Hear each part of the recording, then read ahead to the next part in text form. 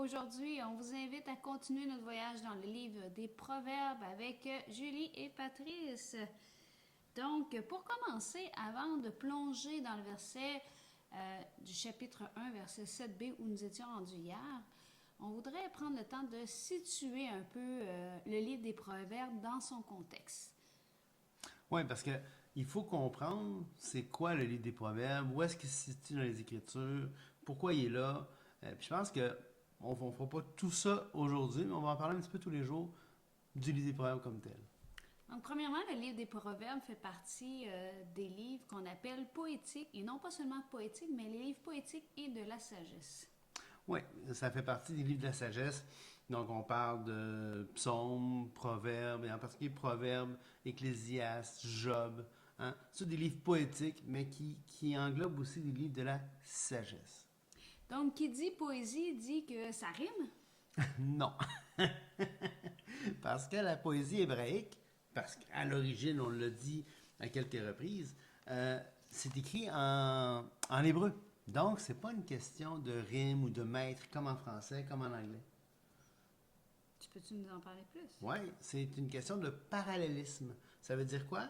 Ça veut dire que souvent, il va y avoir des distiques, des deux lignes qui se suivent ou qui s'intercalent, qui vont reprendre les mêmes idées. On appelle ça un parallélisme synonymique.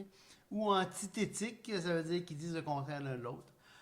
Ou qui vont développer. Donc la première ligne va dire quelque chose, la deuxième va développer encore plus, ou ça va s'intercaler.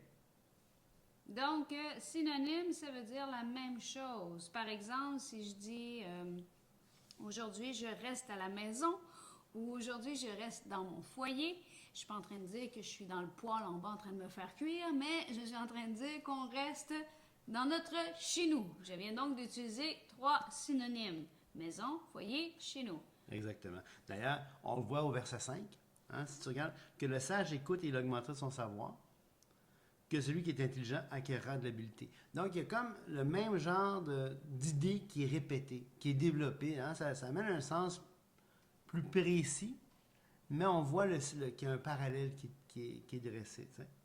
Et tantôt, tu as dit le mot antithèse. Antithétique, oui. Antithétique. Et on peut comparer ça au mot antonyme. Antonyme, antithèse, Parce ouais. qu'habituellement, dans les cours de français au secondaire ou à l'école, c'est ce qu'on a entendu. Un antonyme, ça veut dire le contraire de. L'intelligent. Oui, mais justement, le verset où est-ce qu'on est rendu? Oui, tout à fait, comme je m'apprêtais à dire. On dit que la crainte de l'Éternel est le commencement de la sagesse. Les insensés méprisent la sagesse. Donc, et ça va nous aider parce que tantôt, on va parler du mot insensé. Qu'est-ce qu'il veut dire? Ben, en fait, on devrait en parler tout de suite pour pouvoir expliquer c'est quoi un antonyme.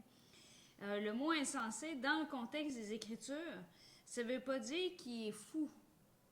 Un insensé, c'est quelqu'un qui fait preuve d'arrogance et prétend pouvoir organiser sa vie en dehors de Dieu.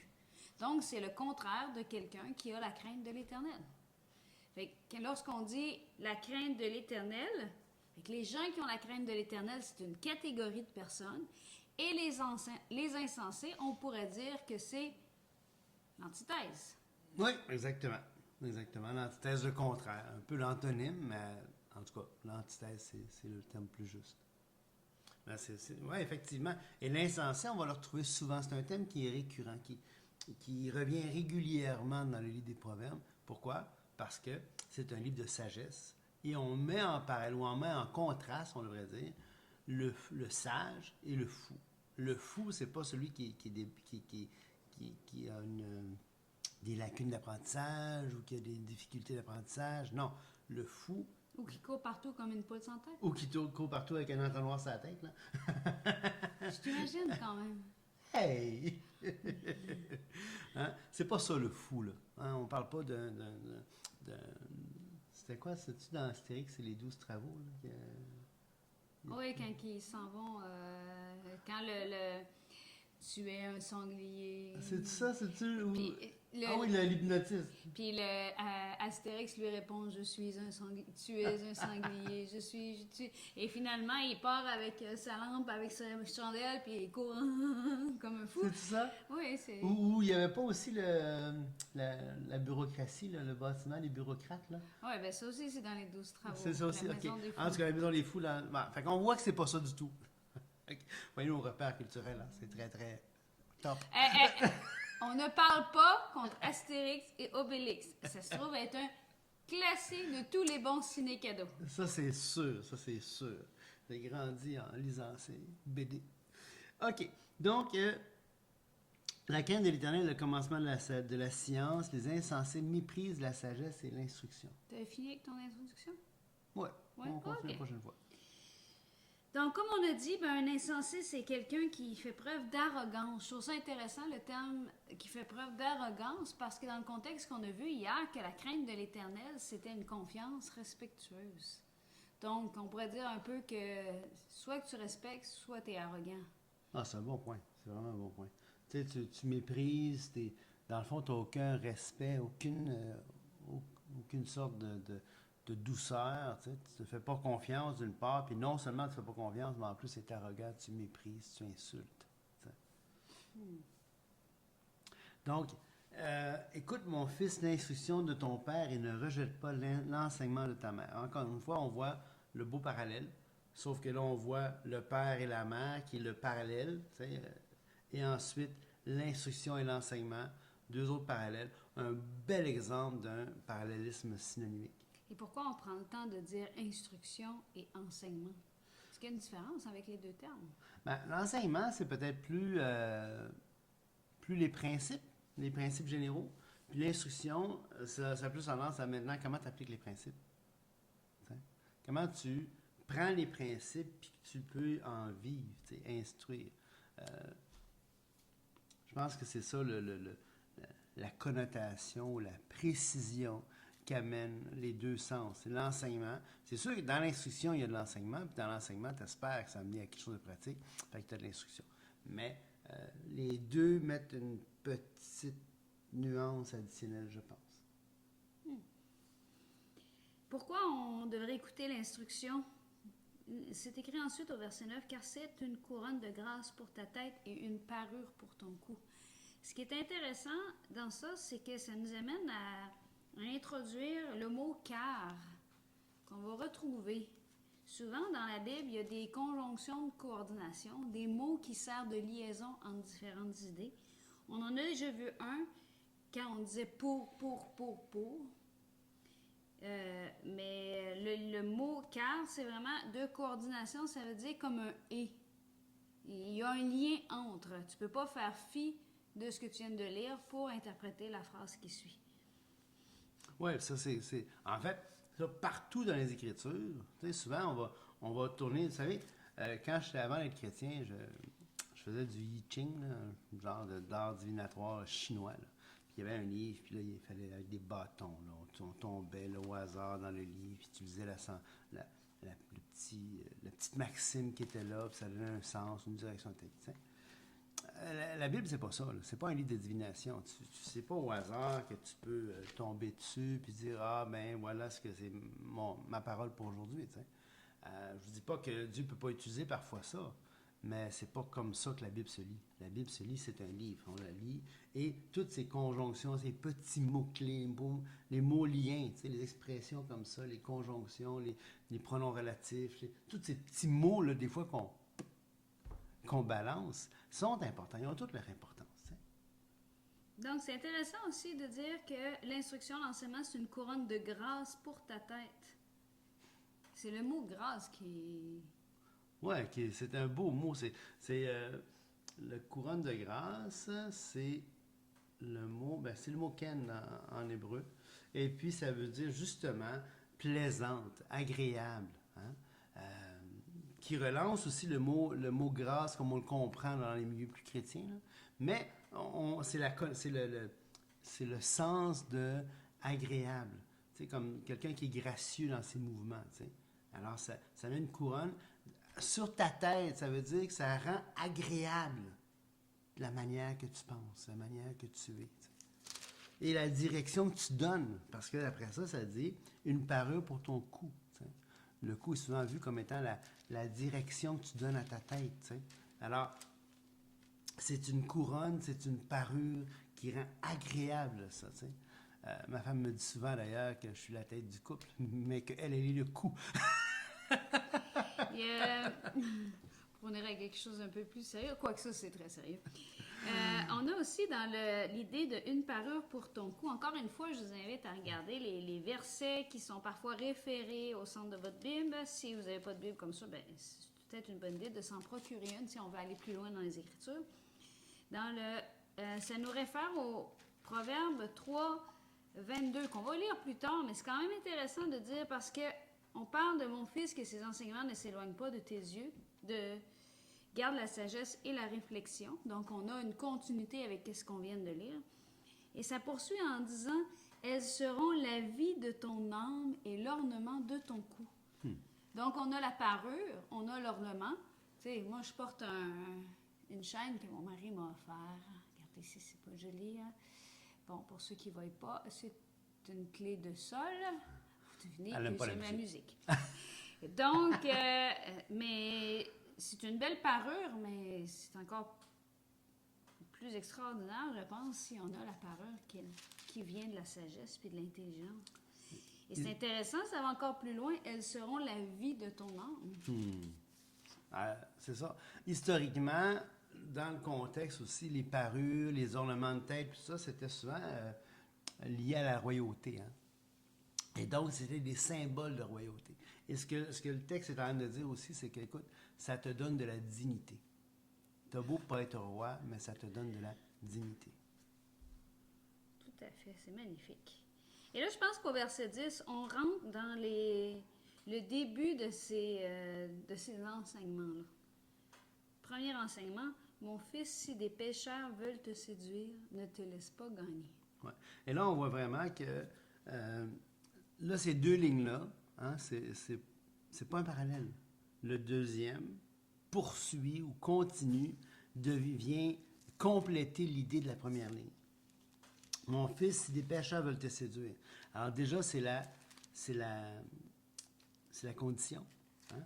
Si des pécheurs veulent te séduire, ne te laisse pas gagner.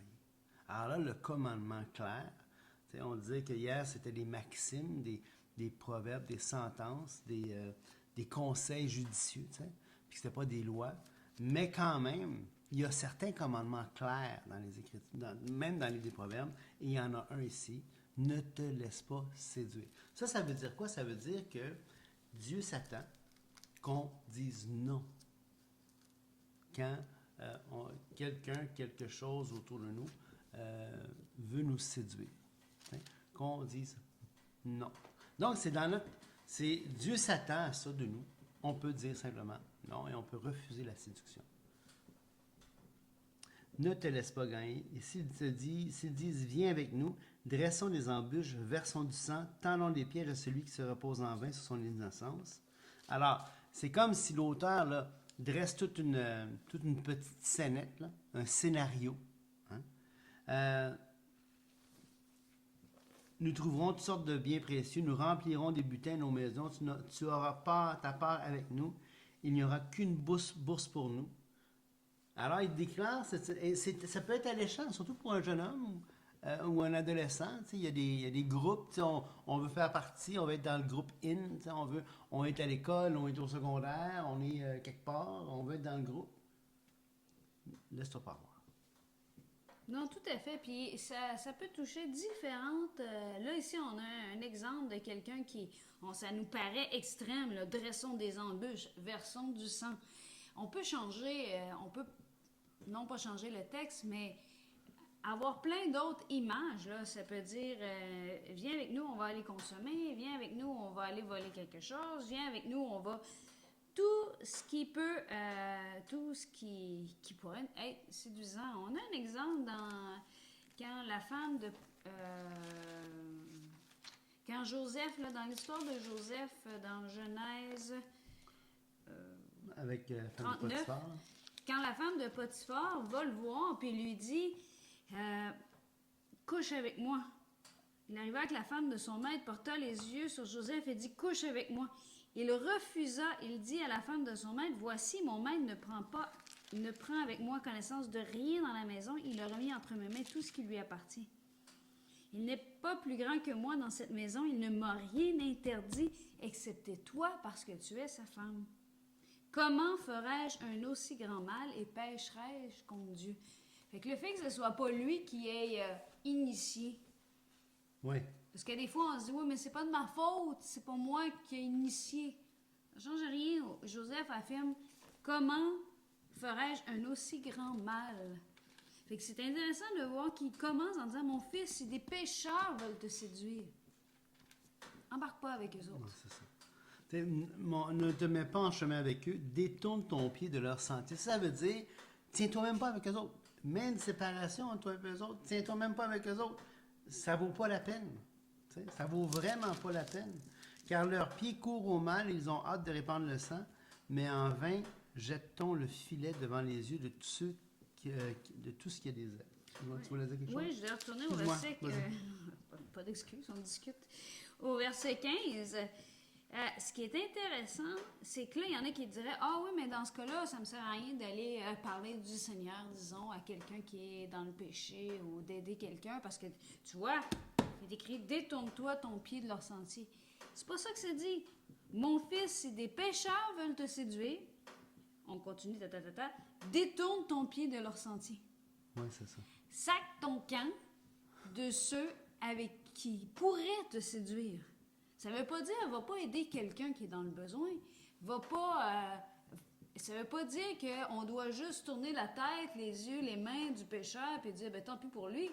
Ce que ça dit, c'est s'il est en train de te séduire ou s'ils veulent te séduire, laisse-toi pas gagner. Exactement. Puis si tu as crainte de pouvoir te laisser gagner, sac ton camp, détourne ton pied.